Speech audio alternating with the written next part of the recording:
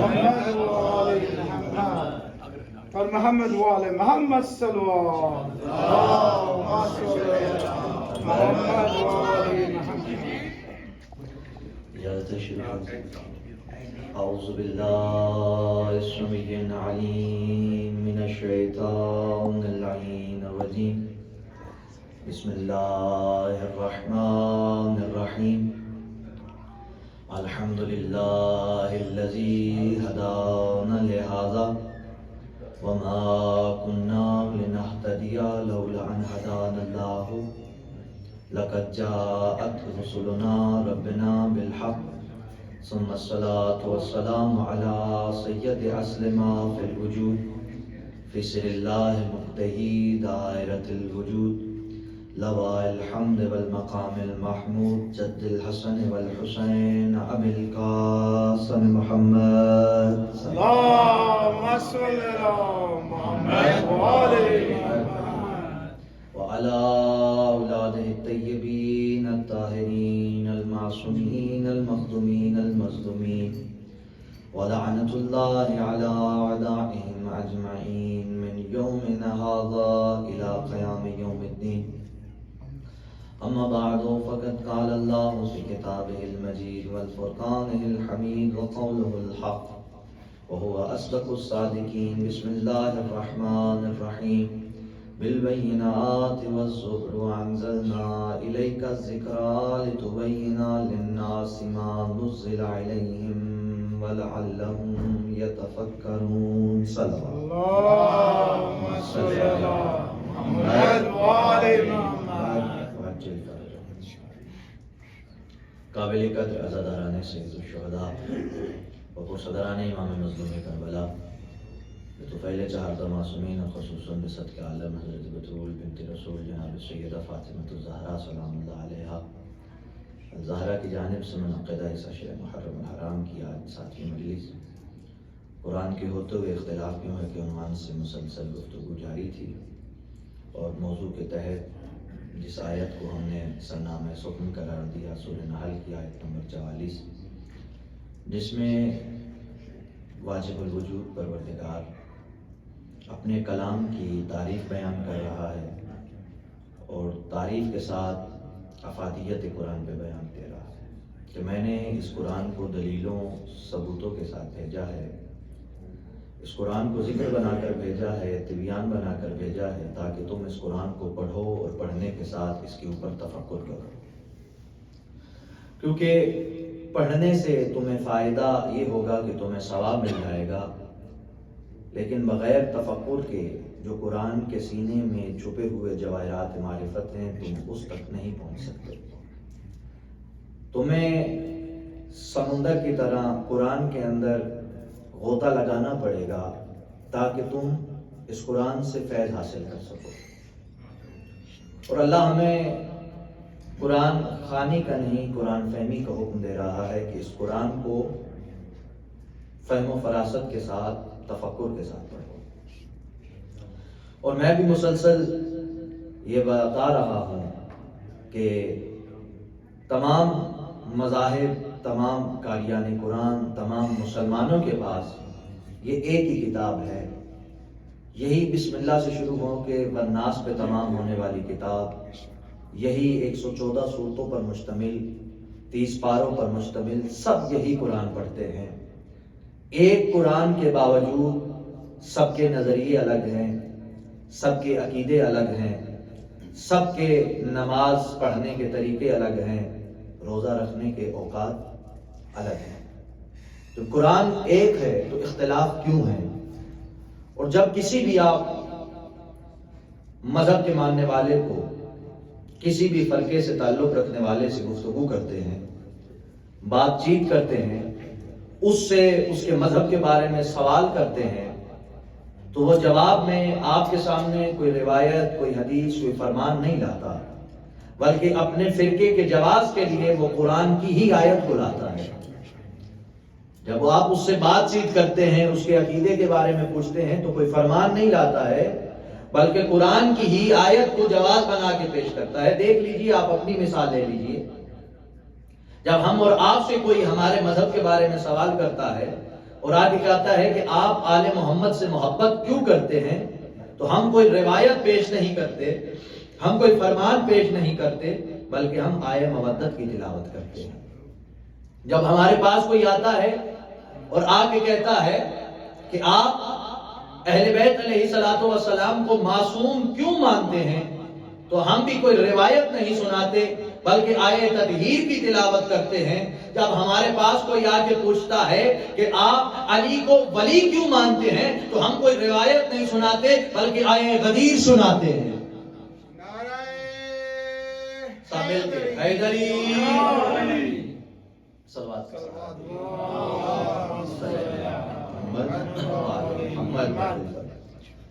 حجت الوداع سے جب نبی خاتم آخری حج تھا جب رسول کا، اور اعلان ولایت علی ہوا، مولا نے اعلان کیا، تو ایک صحابی رسول خدا کے پاس آیا اور آ کے کہا یا رسول اللہ، آپ نے کہا نماز پڑھو، ہم نے پڑھی، آپ نے کہا روزہ رکھو، ہم نے رکھا، آپ نے کہا زکوٰۃ دو، ہم نے زکوٰۃ دی، آپ نے کہا میرے ساتھ حج پہ چلو، ہم حج پہ آئے، لیکن یا رسول اللہ آپ نے بتایا ہے کہ یہ آپ کا آخری حج ہے، جاتے جاتے اپنے بھائی کی سرداری ہمارے اوپر تھوپ رہے ہیں۔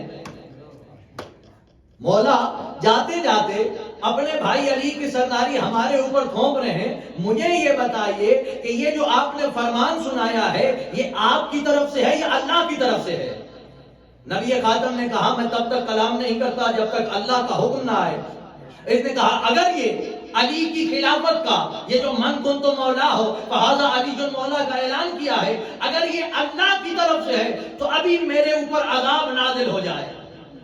سوچ رہا تھا رحمت العالمین کے سامنے کھڑا ہوں، عذاب تو آئے گا نہیں، اعتراض تو کر لوں۔ جیسے ہی اس نے کہا کہ اگر یہ اللہ کی طرف سے معاملہ ہے تو میرے اوپر ابھی عذاب نازل ہو جائے، اللہ نے کہا سأل سائل بعذاب الواقع للکافرین، جب ایک سائل نے کافروں جیسے عذاب کا تقاضا کیا تو اللہ نے فوراً عذاب نازل کیا۔ ہوا کیا؟ اللہ نے آسمان سے ایک کنکر پھینکا جو اس کے سر سے داخل ہوا، سواری سے نکل گیا، یہ دو ٹکڑوں میں تقسیم ہو گیا۔ میں کہنا چاہوں گا یا اللہ مجھے سمجھ نہیں آئی، نمازی تھا پھر بھی کافر ہو گیا، یا اللہ نمازی تھا پھر بھی کافر ہو گیا، روزہ رکھنے والا تھا، روزے دار تھا پھر بھی کافر ہو گیا، زکوٰۃ دیتا تھا پھر بھی کافر ہو گیا، تازہ حج کر کے آیا ہے پھر بھی کافر ہو گیا۔ عجب نہیں، آواز آئے گی ابو ذر شیرازی سارے مومنوں کو بتا دو کافر ہوتا ہی وہی ہے جو منکر ولایت علی ہو۔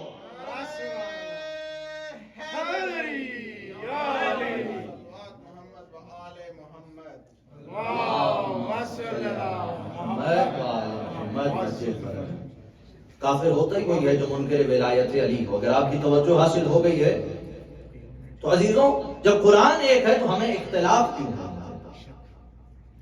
قرآن میں ایک اور بہت زیادہ امپورٹنٹ موضوع ہے جس کے اوپر مجھے آج جو ہے بات کرنی ہے، اور اتنی زیادہ ضروری ہے اس موضوع پہ بات کرنی۔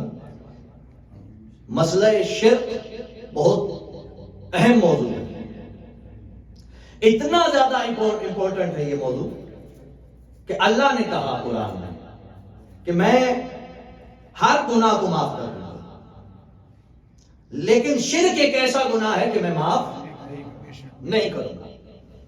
یعنی اللہ نے مشرک کے اوپر مہر لگا دی کہ مشرک سے بڑا کوئی گنہگار نہیں ہے۔ میں ہر گناہ کو معاف کر سکتا ہوں، شرک معاف نہیں کروں گا، مشرک کو معاف نہیں کروں گا۔ قرآن میں ارشاد ہوا انما المشرکون نجس، مشرک نجس ہیں، بلکہ میں غلط کہہ گیا، مشرک نجس نہیں، مشرک نجس ہے۔ بھائی نجس میں اور نجس میں ایک لطیف سا فرق ہے۔ نجس اسے کہتے ہیں جو پاک ہو جائے، نجس اسے کہتے ہیں جو پاک ہو جائے، اور نجس وہ ہوتا ہے کہ اگر پوری دنیا کا پانی بھی انڈیل دیا جائے وہ پاک نہیں ہوتا۔ تو پتہ چلا اللہ کا دشمن مشرک جو ہے وہ نجس ہوتا ہے، اور علی کا دشمن اس کا شجرہ نجس ہوتا ہے۔ نعرہ حیدری یا علی اور محمد وآل محمد۔ محمد صلی اللہ محمد والے محمد واجب فرجہم۔ مشرک نجس ہے، پاک نہیں ہو سکتا، بلکہ پوری دنیا کے سمندروں کا پانی اس کے اوپر لا کے ڈال دو وہ پاک نہیں ہو سکتا۔ اور جو علی کا دشمن ہے اس کا شجرہ نجس ہے، کہ فرمان رسول خدا ہے یا علی لا یحبک الا حلال جن ولا یبغضک الا حرام جن۔ یا علی آپ سے محبت وہی کرے گا جس کا شجرہ پاک ہوگا، یا علی آپ سے دشمنی وہی رکھے گا جس کے شجرے سے بدبو آ رہی ہوگی۔ صلوات کا سہارا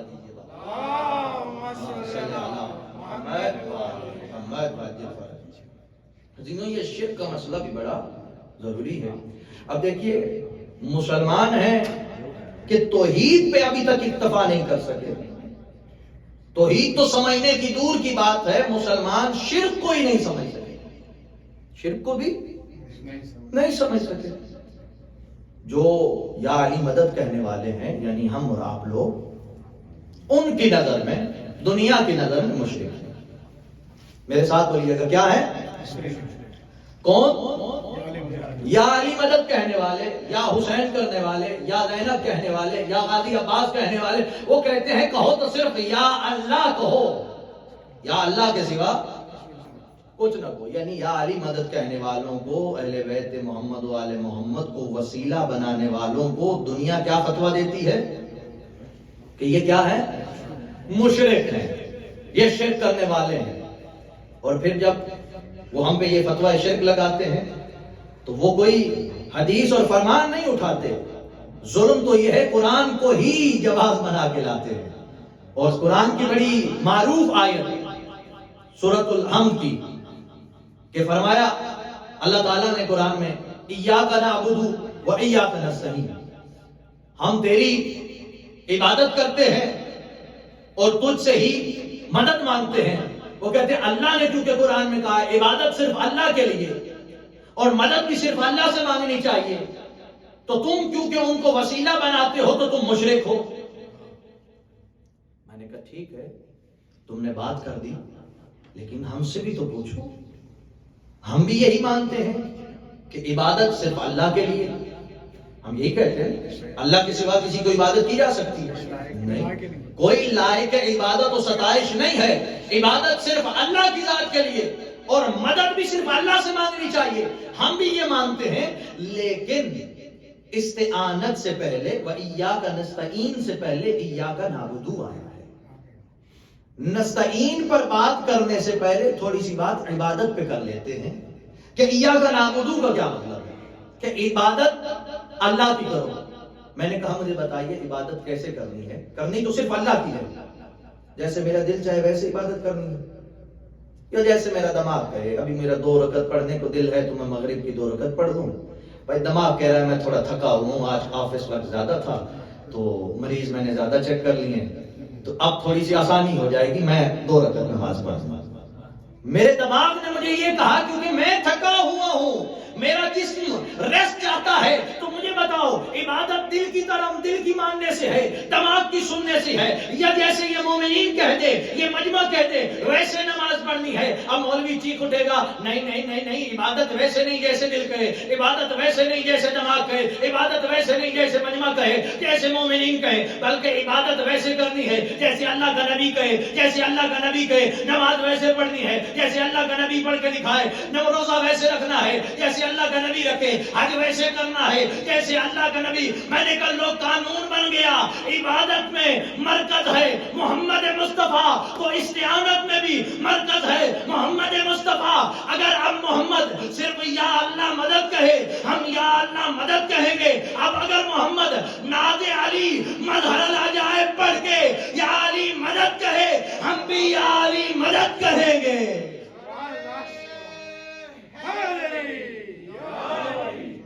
محمد وآل محمد صلی اللہ محمد اگر نبی نعت علی پڑھ کے ہمیں یا علی مدد کہنا سکھائے تو ہم ہر مشکل میں مشکل کشا کو پکاریں۔ تو عبادت ویسے جیسے نبی کہے، استعانت بھی ویسے مانگنی ہے جیسے نبی کہے۔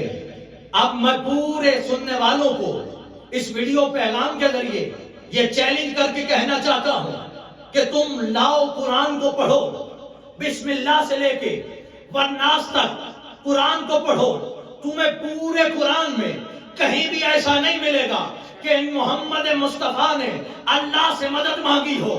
یا علی بڑا چیلنج کرنے لگا ہوں، مولا آپ ہی مدد کیجئے گا۔ میں خاموش مجمع میں پڑھ رہا ہوں لیکن پرواہ نہیں کروں گا، مولا آپ طاقت دیجئے گا۔ میں کہوں گا پورے قرآن کو پڑھ کے دیکھ لیجئے، بسم اللہ سے والناس تک آپ کو کہیں نہیں ملے گا جہاں پہ اللہ محمد نے اللہ سے مدد مانگی ہو۔ بھائی کیا مطلب ہے؟ جب بھی محمد نے اللہ سے مانگا، مدد نہیں مانگی، مددگار مانگا۔ نہیں ایسے نہیں، مل کے حلالی موالی نعرہ حیدری۔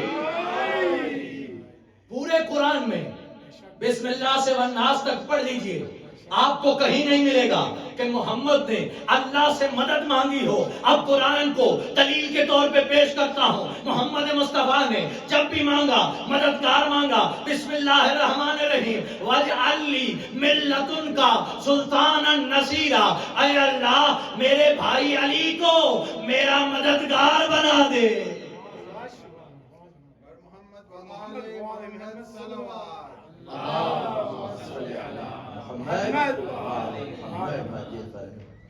میرے اللہ میرے بھائی علی کو میرا مددگار بنا دے۔ میں کہوں گا یا رسول اللہ، آپ کے بھائی ہیں، آپ کے پہلو میں موجود ہیں، تو آپ اللہ کو کیوں کہہ رہے ہیں میرے اللہ تو بنا دے؟ پاس ہیں، پہلو میں ہے، خود بنا لیجئے نا۔ اللہ کو کیوں کہہ رہا ہے میرے اللہ تو بنا دے؟ اب قرآن بول اٹھے گا۔ قرآن میں دو نبیوں کا ذکر ہے، ایک محمد مصطفیٰ کا، ایک حضرت موسیٰ کا۔ جناب موسیٰ نے اپنے بھائی ہارون کے لیے کہا میرے اللہ میرے بھائی ہارون کو میرا خلیفہ بنا دے، میرے اللہ میرے بھائی ہارون کو میرا جانشین بنا دے، میرے اللہ۔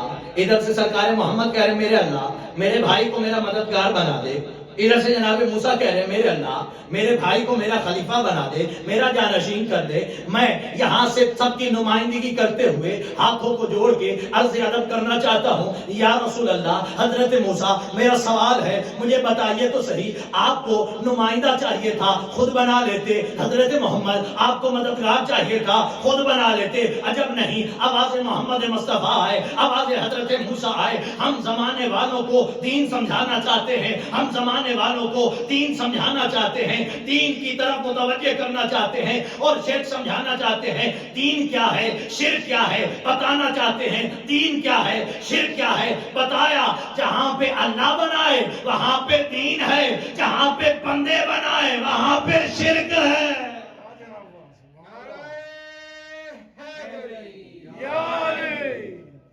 محمد والے محمد صلی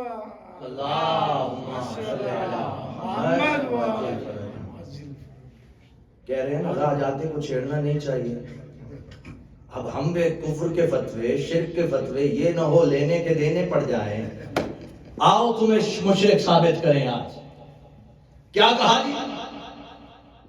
حضرت موسیٰ کی آواز آئے گی، حضرت محمد کی آواز آئے گی۔ دین کیا ہے اور شرک کیا ہے؟ جہاں پہ اللہ بنائے وہاں پہ دین ہے، جہاں پہ بندے بنائے وہاں پہ شرک ہے۔ اب سب بولیے گا، جہاں پہ اللہ بنائے وہاں پہ دین ہے، جہاں پہ لوگ بنائے وہاں پہ شرک ہے۔ اب آپ خود تاریخ میں دیکھ لیجئے، غدیر کہاں پہ ہے، سقیفہ کہاں پہ ہے۔ صلوات کا سہارا دیجیے بابا دے بلا۔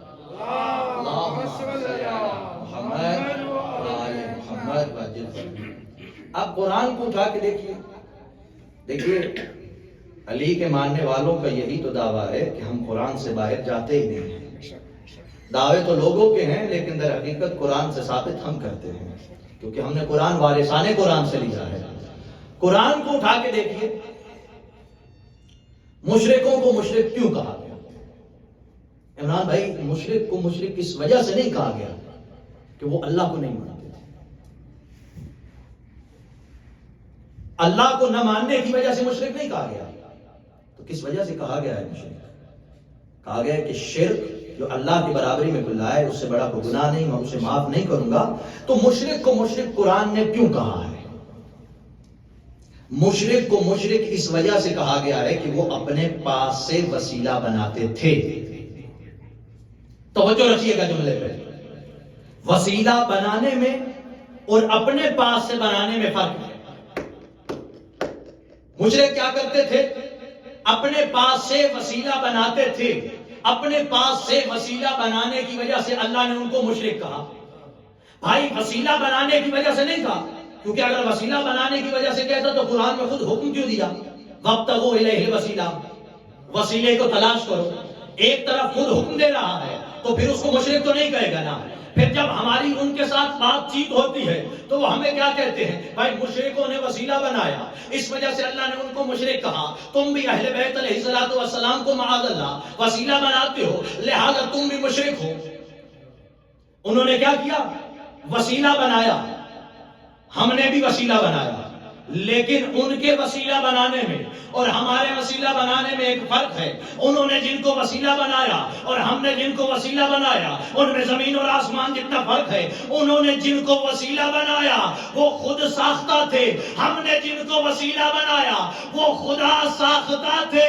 انہوں نے جن کو وسیلہ بنایا وہ ان جیسے تھے. قرآن نے کہا انہوں نے جن کو وسیلہ بنایا امثالکم، وہ ان جیسے تھے. ہم نے جن کو وسیلہ بنایا اگر شب ہجرت کے چشمے سے دیکھیں تو نبی جیسے، نبی کی زبان سے دیکھیں تو وجہ اللہ، عین اللہ، ید اللہ، لسان اللہ، حدود اللہ ہے.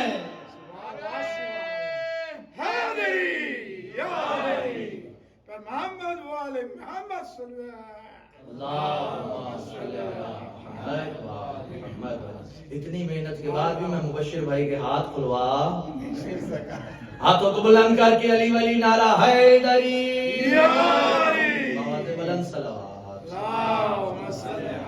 محمد واجب فرجہ بالدی کا صلوات پڑھ دیجیے.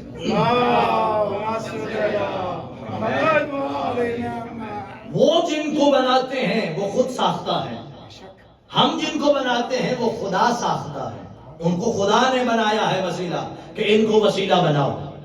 اب دیکھیے سورہ اعراف اٹھائیے، سورہ اعراف کو پڑھیے. اللہ مشرکوں سے مخاطب ہو کے کہہ رہا ہے جس کی وجہ سے ان کو مشرک. توجہ کیجیے گا میری طرف. مشرکوں کو مشرک کیوں کہا؟ مشرکوں تم نے جن کو وسیلہ بنایا ہے کیا ان کی آنکھیں ہیں کہ دیکھ سکے؟ تم نے جن کو وسیلہ بنایا ہے ان کے کان ہیں کہ سن سکے؟ تم نے جن کو وسیلہ بنایا ہے ان کے ہاتھ ہیں کہ تمہیں ہیلپ کر سکے، اٹھا سکے؟ یعنی اللہ ہمیں سمجھانا چاہتا ہے انہوں نے جن کو وسیلہ بنایا، انہوں سے مراد مشرکوں نے جن کو وسیلہ بنایا، نہ ان کی آنکھیں ہیں کہ دیکھ سکے، نہ ان کے ہاتھ ہیں کہ گروں کو اٹھا سکے، نہ ان کے پاس کان ہیں کہ کوئی پکارے تو سن سکے. اللہ سب کو کہہ رہا ہے مشرکو تمہارے مشرک ہونے کی وجہ یہ ہے کہ تم نے جن کو وسیلہ بنایا تم گلا پھاڑ پھاڑ کے بلاتے رہو گے، تمہاری مدد کے لیے نہیں آئیں گے. تم گرو گے تو اٹھائیں گے نہیں، تم مرو گے تو تمہیں جلائیں گے نہیں. گرو گے تو اٹھائیں گے نہیں، مرو گے تو جلائیں گے نہیں. گلا پھاڑ پھاڑ کے پکارو گے تو آئیں گے نہیں. یعنی اللہ کہہ رہا ہے تم نے جن کو وسیلہ بنایا ہے ان کے اندر وسیلہ بننے کی صلاحیت ہی نہیں ہے، ان کے اندر وسیلہ بننے کی کوالیفیکیشن ہی نہیں ہے، ان کے اندر وسیلہ بننے کی اہلیت ہی نہیں ہے. تو پتہ چلا جو وسیلہ بنائے اور اس کے اندر وسیلہ بننے کی صلاحیت نہ ہو تو بنانے والا مشرک. مل کے بولیے گا جس کے اندر وسیلہ بننے کی صلاحیت نہ ہو اس کو وسیلہ بنانے والا مشرک. تو جس کو خلیفہ بننے کی صلاحیت نہ ہو اس کو خلیفہ بنانے والا. دونوں ہاتھوں کو بلند کر کے نعرہ حیدری، صلوات پڑھ دیجیے محمد والے محمد صلی علی محمد وعلی محمد وجل فرجہ. ماشاءاللہ جناب. بہت شکریہ جناب مبشر بھائی کا، ہم کامیاب ہو گئے ہیں. کہ مبشر بھائی بولنا شروع ہو گئے ہیں. بارکہ ذیشان صاحب کی کمی تو ہمیں کھل رہی ہے، لیکن کوشش کریں گے کہ انشاءاللہ آپ سب جو ہے ٹرین ہو جائیں ہمارے ساتھ ذیشان صاحب کی طرح. ایک دوبارہ صلوات پڑھ دیجئے محمد و آل محمد. اللهم صلی علی محمد و آل محمد. اچھا نا، یہاں پہ نقیب ممبر ہوتا ہے تو ایک قانون ہے نقیب ممبر کا کہ نقیب ممبر جس کو بلائے، اسٹیج سیکرٹری جس کو بلائے، وہی ممبر پہ آتا ہے. کہ مثلا ذاکر صاحب آئیں گے، ذکر بیان کریں گے، قرآن خوانی کے لیے قاری صاحب آئیں گے، قاری صاحب پڑھیں گے، نوحہ خوانی کے لیے عمران صاحب آئیں گے اور نوحہ خوانی کریں گے. اب اسٹیج سیکرٹری صاحب بلائیں نوحہ خان صاحب کو، عمران بھائی کو، اور قاری صاحب آ جائیں تو نقیب ممبر کیا کہیں گے؟ بتائیے، کوئی فارسی میں تو بات ہو نہیں رہی. کیا کہیں گے نقیب ممبر صاحب کہ قاری صاحب میں نے نوحہ خان کو بلایا ہے، ابھی نوحہ خان کی باری ہے. قاری والا مرحلہ گزر چکا ہے، شروع میں تلاوت کی جاتی ہے. ایسا ہو کہ مولانا صاحب کو بلایا جائے، ذاکر صاحب کو کہ آئیے ذکر کیجیے، اور عمران بھائی کہیں کہ میں ماتم کے لیے، نوحہ کے لیے آ جاؤں. تو نقیب ممبر کہیں گے عمران صاحب پہلے مجلس ہوگی اور مجلس کے بعد آپ نوحہ خوانی کروائیے گا. تو کیا پتہ چلا؟ قانون یہ ہے جس کو بلایا جائے اس کو آنا چاہیے. قانون کیا ہے؟ جس کو پکارا جائے اس کو آنا چاہیے. بھائی قانون کیا بنا ہے؟ جس کو پکارا جائے اس کو آنا چاہیے. جب اللہ کو پکارا جائے آنا بھی تو اللہ کو چاہیے. ارے عجب بات ہے، محمد مدد اللہ سے مانگتا ہے آتا علی ہے. محمد مدد اللہ سے مانگتا ہے آتا علی ہے. احد میں مدد اللہ سے مانگی، آئے علی. خیبر میں مدد اللہ سے مانگی، آئے علی. حنین میں مدد اللہ سے مانگی، آئے علی. خیبر میں مدد اللہ سے مانگی، آئے علی. شب ہجرت مدد اللہ سے مانگی، آئے علی. لگتا ہے نصیری کسی درخت پہ بیٹھا دیکھ رہا تھا، اللہ کو پکارتا ہے محمد آتا ہے علی.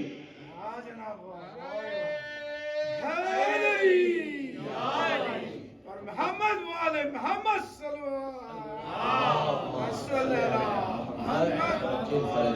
بھائی قانون کیا ہے؟ قانون یہ ہے جس کو پکارا جائے وہی آئے. سواد کا بارے میں سوال دیجیے. واجب فرمائیں. اللہ نے مدد کس، محمد نے مدد کس سے مانگی؟ اللہ سے. سب بتائیے. اللہ سے مانگی.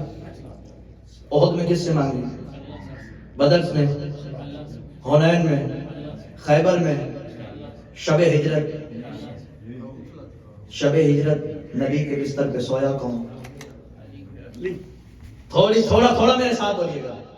میں آرام سے بول رہا ہوں تاکہ آپ میرے ساتھ ملیں. علی کے فضائل میں ہم اب ایک برابر ہو کے علی کے سے فضائل میں پاک سیدہ سے اور اللہ سے اور محمد مصطفیٰ سے مانگے توفیق. مدد کس سے مانگی؟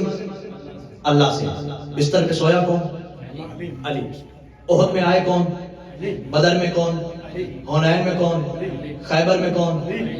بھائی علی رہے ہیں تو مولوی صاحب نے کہا علی کے ہاتھوں اللہ نے مدد کروائی. ہاں آپ ٹھیک کہہ رہے ہیں، اسلام کو فتح ملی علی کے ذریعے ملی. ہاں علی کے ذریعے. اللہ تھا، اصل اللہ تھا، لیکن علی کے ذریعے مدد کرتا رہا، علی کے ذریعے مدد کرتا رہا. میں نے کہا مولانا صاحب مسئلہ ہی حل ہو گیا. ہم بھی یہ کہتے ہیں کہ مدد اللہ کرتا ہے لیکن علی کے وسیلے سے کرتا ہے. نعرہ حیدری. محمد والے محمد صلی اللہ علیہ محمد. ہم بھی یہی کہتے ہیں مدد اللہ کرتا ہے لیکن علی کے ذریعے کرتا ہے، علی کے وسیلے کرتا ہے. اب تو ہم نے مولوی کو منا لیا، ہاں علی کے ذریعے مدد ہوئی تو پتہ چلا علی کیا ہے؟ من اللہ. اللہ مدد کرتا ہے کس کے ذریعے؟ کس کے ذریعے؟ سب مل کے بولیے. علی کے ذریعے. مجھے پتا چلے میں حلالیوں موالیوں میں بیٹھا ہوں، سب مل کے بتایا کریں. جب علی کا نام آئے سب مل کے علی کا نام لیا کریں، کیونکہ میں پہلے بیان کر چکا ہوں علی کے نام پہ ختم قرآن کا. ہاں اب ختم قرآن صرف رمضان میں نہیں ہے، محرم میں بھی انشاءاللہ تعالی. صلوات پڑھ دیجیے پر محمد وآل محمد.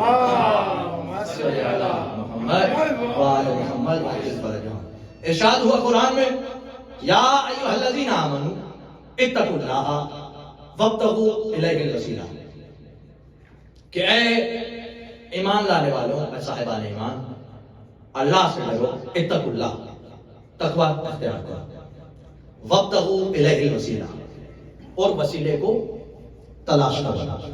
جتنی محنت کر کے آیا ہوں اس جملے کے لیے کر کے آیا ہوں. اور کیا کرو؟ وسیلہ تلاش کرو. اب نبی نے اس آیت کی تشریح کی اور فرمایا یا علی انت وسیلۃ الی اللہ، یا علی آپ وسیلہ ہیں الی اللہ. اب اس لفظ الی اللہ کو یاد رکھیے گا، یہ الی اللہ بڑا مشہور لفظ ہے، آپ روز استعمال کرتے ہیں. نماز پڑھتا ہوں قربتاً الی اللہ، روزہ رکھتا ہوں قربتاً الی اللہ، وضو کرتا ہوں قربتاً الی اللہ. الی اللہ کا کیا مطلب ہے؟ اللہ کے لیے، اللہ کے واسطے، فار گاڈ. کیا ترجمہ بنے گا؟ اللہ کے لیے. نماز پڑھتے ہیں کس کے لیے؟ اللہ کے لیے. وضو کرتے ہیں کس کے لیے؟ اللہ کے لیے. اب نبی کہہ رہے ہیں یا علی انت وسیلۃ الی اللہ، یا علی آپ اللہ کے لیے وسیلہ ہے. پہلے بتا چکا ہوں علی من اللہ ہے، اب پتا چلا الی اللہ بھی علی ہے، من اللہ بھی علی ہے. بولیے گا میرے ساتھ، علی کون ہے؟ الی اللہ بھی علی ہے، من اللہ بھی علی ہے. یعنی ہماری دعا علی کے ذریعے آسمانوں پہ جاتی ہے، اس کی مدد علی کے ذریعے ہمارے پاس آتی ہے. الی اللہ بھی علی ہے، من اللہ بھی علی ہے. ہماری طرف سے وسیلہ علی، اللہ کی طرف سے وسیلہ علی. ہماری طرف سے بولیے گا، ہماری طرف سے وسیلہ علی، اللہ کی طرف سے وسیلہ علی. الی اللہ بھی علی ہے، من اللہ بھی علی ہے. الی اللہ بھی علی ہے، من اللہ بھی علی ہے. جب الی اللہ بھی علی ہے، من اللہ بھی علی ہے، تو بھائی صفتیں بھی دونوں کی پائی جانی چاہیے. الی اللہ والی صفتیں بھی ہونی چاہیے، من اللہ والی صفتیں بھی ہونی چاہیے. الی اللہ والی صفتیں بھی ہونی چاہیے، من اللہ والی صفتیں بھی ہونی چاہیے. اب علی نے جو کی روٹی کو گھٹنے پہ توڑ کے بتایا الی اللہ بھی میں ہوں، برے خیبر کو 2 انگلیوں سے اکھاڑ کے پھینکا، بتایا من اللہ بھی میں ہوں. حیدری اور محمد والے محمد صلی اللہ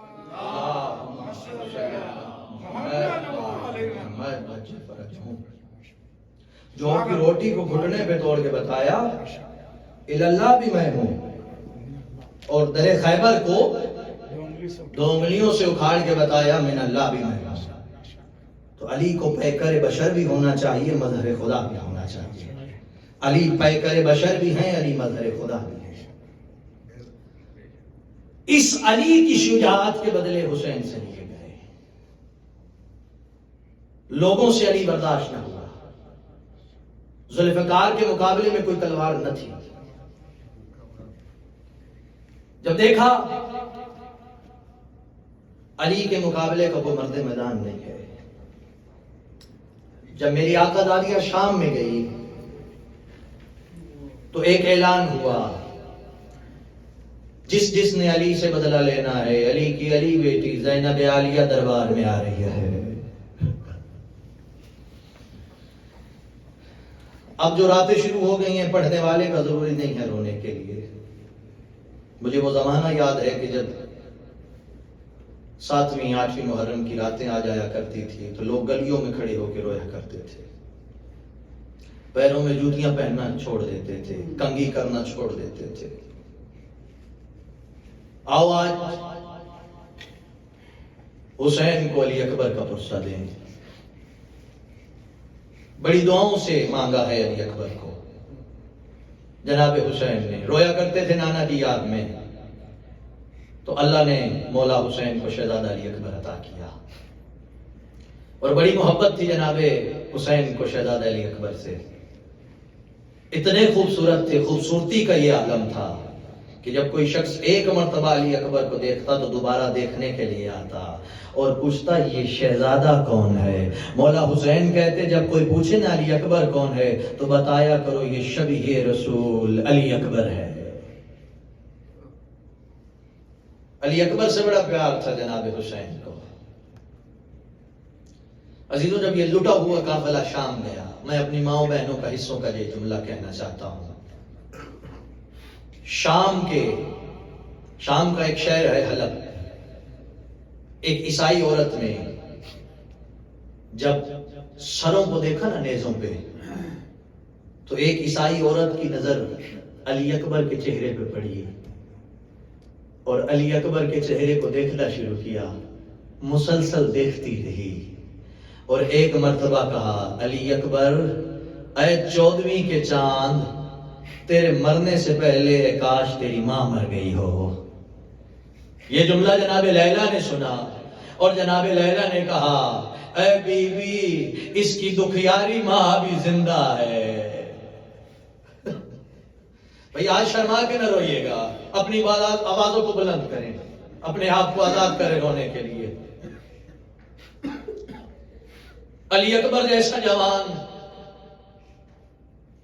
جب موت کی اجازت مانگے، کسی روایت میں نہیں ملتا کہ جب علی اکبر نے مولا حسین سے اجازت مانگی ہو تو مولا حسین نے انکار کیا ہو۔ علی اکبر آئے،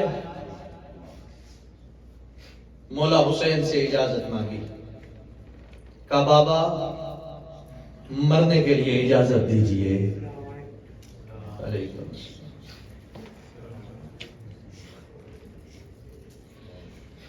مولا حسین سے مرنے کے لیے اجازت مانگی شہزادے نے۔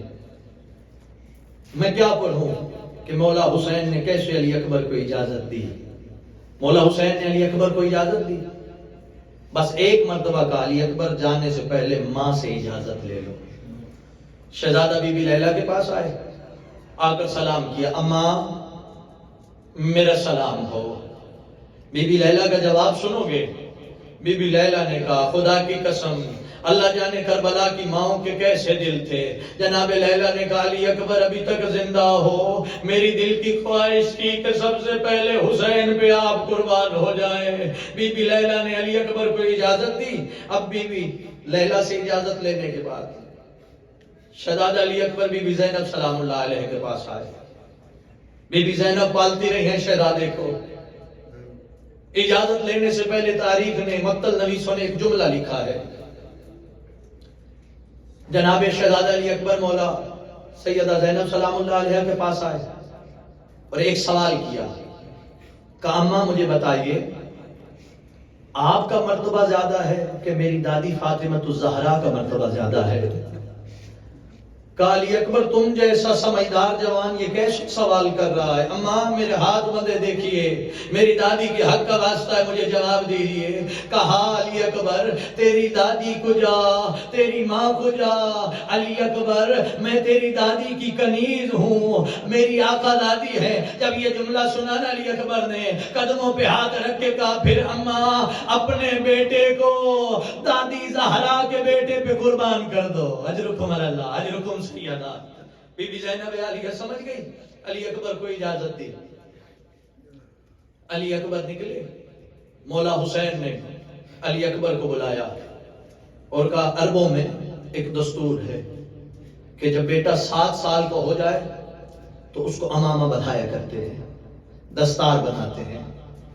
مولا حسین نے علی اکبر کو کہا، علی اکبر جب تم 7 سال کے ہوئے نا تو لیلا کہہ رہی تھی علی اکبر کو میں دستار بدھاؤں گی، علی اکبر کو امامہ میں بدھاؤں گی۔ کبھی زینب عالیہ کہتی علی اکبر کو امامہ میں بدھاؤں گی۔ علی اکبر میں سوچتا تھا کبھی علی اکبر کو میں بھی امامہ بدھاؤں گا۔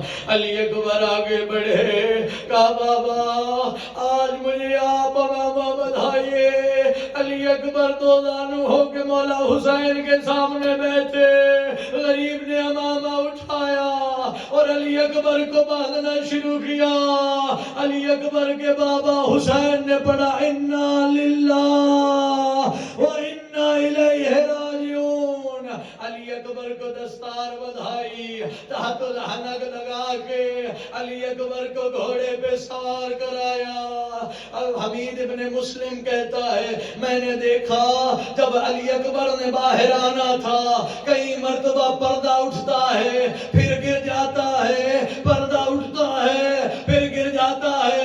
میں نے حسین سے پوچھا وارے مولا حسین کبھی پردہ اٹھتا ہے کبھی گر جاتا ہے، وجہ کیا ہے؟ مولا نے کہا جب علی اکبر باہر آنا چاہتا ہے، کبھی کوئی پھوپھی گلے لگ جاتی ہے، کہتی علی اکبر مجھے تو ملتا جا، کبھی لیلا آگے بڑھتی ہے، کبھی سکین اجرکم اللہ اجرکم سیدہ. شہزادہ باہر آیا، پیچھے سے آواز آئی علی اکبر غریب بھائی کو نہیں ملے ہوئے. مولا سجاد کی آواز سنی، علی اکبر جلدی سے آئے بھائی کو ملنے کے لیے، بس آخری منزل ہے، توجہ رکھیے گا عزیزوں. مولا سجاد کو ملنے کے لیے آئے.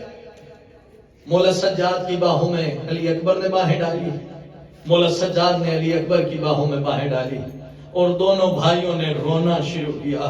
اللہ جانے کون سی رازوں نے آج کی بات کی کہ دونوں بھائی اتنا روئے کہ جناب فضہ کو بی بی زینب کو کہنا پڑ گیا بی بی جلدی آئیے ورنہ دونوں میں سے ایک کی روح پرواز کر جائے گی. اب جناب فضہ بھائیوں کو چھڑانے والی، جناب زینب چھڑانے والی، لیکن نہ علی اکبر ہاتھ چھوڑ رہے ہیں نہ مولا سجاد ہاتھ چھوڑ رہے ہیں. جلدی سے مولا حسین آئے اور مولا سجاد کے کان میں کچھ کہا. مولا سجاد نے ہاتھ چھوڑ دیے. میرا دل کہتا ہے مولا حسین نے کہا ہوگا سجاد ابھی تو تم نے شام جانا ہے، پھوپھیوں کے ساتھ بازاروں میں. اجرکم اللہ اجرکم سیدہ. شہزادہ گھوڑے پہ سوار ہوا، علی اکبر کا گھوڑا چلنا شروع ہوا. مولا حسین نے کہا علی اکبر جب تک مقتل میں نہ پہنچو مجھے مڑ مڑ کے دیکھتے رہنا. مقتل نویسوں نے لکھا علی اکبر کا گھوڑا تیز ہوا، ساتھ میں زہرا کا غریب بیٹا تیز ہوا. اب جب علی اکبر نے مڑ کے دیکھا، کیا دیکھا؟ میرے بابا دوڑتے ہوئے آ رہے ہیں. علی اکبر نے مڑ کے دیکھ کے کہا بابا آپ نے خود تو کہا ہے چلے جاؤ. بابا میری غیرت گوارا نہیں کرتی، میرا بوڑھا باپ میرے پیچھے دوڑے.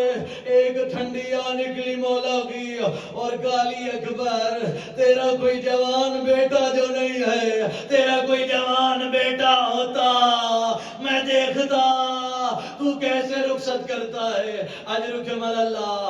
عزادارو مولا حسین شہزادہ علی اکبر آگے بڑھے، قوم اشقیاء پہ حملہ کیا. روایات میں ملتا ہے 114 کو واصل جہنم کیا. ادھر سے مولا حسین نے بی بی لیلا سے کہا لیلا میں نے نانا سے یہ جملہ سنا ہے کہ ماں کی دعا بیٹے کے حق میں قبول ہوتی ہے، ایک مرتبہ اللہ سے دعا کر مجھے علی اکبر سے ملنا ہے، مجھے علی اکبر سے ملنا ہے. بی بی نے مصلی بچھایا اور کہا میرے اللہ تجھے واسطہ ہے، یعقوب کو یوسف سے ملانے والے، ہاجرہ سے اسماعیل کو ملانے والے، حسین سے علی اکبر کو ملا، حسین سے علی اکبر کو ملا. کربلا کا یہ واحد شہید ہے جو دوسری مرتبہ خیموں میں آیا. ایک مرتبہ علی اکبر بابا کے پاس پہنچے اور کہا بابا آج 2 بوند پانی کے ہوتے میں لئینوں کو بتاتا علی کا پوتا جنگ کیسے کرتا ہے. اجرکم اللہ. شہزادے نے کہا بابا مجھے پیاس بڑی لگی ہے، 2 بوند پانی کی ہو جائے. مولا حسین نے کہا علی اکبر میری زبان کو چوس لو. علی اکبر نے جب اپنے دہان میں زبان کو رکھا جلدی سے نکالا اور کہا بابا ارے آپ کی زبان تو میری زبان سے بھی خشک ہے. اب علی اکبر نے دوبارہ اجازت لی. علی اکبر دوبارہ مقتل میں آئے. عزاداروں عمر سعد نے کہا یہ علی کا پوتا ہے، اس کو دھوکے سے مارو. اب حسین بن نمیر نے علی اکبر کے سینے میں برچھی ماری اور پھل توڑ دیا اور اونچی اونچی آواز سے کہہ رہا تھا میں نے سنا ہے حسین بڑا صابر ہے. ماتم کر کے یہ جملہ سننا، میں نے سنا ہے حسین بڑا صابر ہے. اب میں دیکھتا ہوں علی اکبر کے سینے سے برچھی کیسے نکالتا ہے. ارے علی اکبر نے بابا کو مدد کے لیے نہیں بلایا. اب زہرا کا غریب بیٹا علی اکبر کی لاش پہ ایسے آیا جیسے کوئی بچہ ماں کی طرف جاتا ہے، کونیوں کے بار حسین علی اکبر کی لاش پہ پہنچے اور کہا علی اکبر مجھے سزا دو، مجھے نظر نہیں آتا، واہ غربت حسین، علی اکبر مجھے آواز دو۔ مولا حسین علی اکبر کی لاش پہ پہنچے، کہا علی اکبر تیرا بابا آ گیا، علی اکبر تیری ماں سے وعدہ کیا ہے تجھے زندہ لے چلوں گا، علی اکبر تیرا بابا بڑا بوڑھا ہے، علی اکبر تو جوان ہے، اپنے ہاتھوں کو میری گردن میں ڈال، علی اکبر مجھے سہارا دے۔ علی اکبر نے ایک ہاتھ حسین کی گردن میں ڈالا، علی اکبر دوسرا ہاتھ ڈال، علی اکبر دوسرا ہاتھ، بابا میں دوسرا ہاتھ نہیں ڈال سکتا، علی اکبر کیا وجہ ہے؟ بابا میرا قاتل بڑا شقی القلب تھا، بابا وہ کہتا تھا حسین بڑا صابر ہے، اس نے برچی کو میرے سینے میں توڑ دیا۔ حسین نے علی اکبر کو لٹایا، ایک ہاتھ برچی پہ رکھا، ایک ہاتھ سینے پہ رکھا اور پڑھا یا علی یا علی۔ علی اکبر کے سینے سے برچی نکالی، علی اکبر کا لاشا خیموں میں لائے، ماتم شروع ہوا غربتا، واہ علی اکبرا، واہ محمدا، واہ علیہ۔ انا للہ وانا الیہ راجعون، الا لعنت اللہ علی القوم الظالمین، وسيعلم الذين منقلب أي ينقلبون۔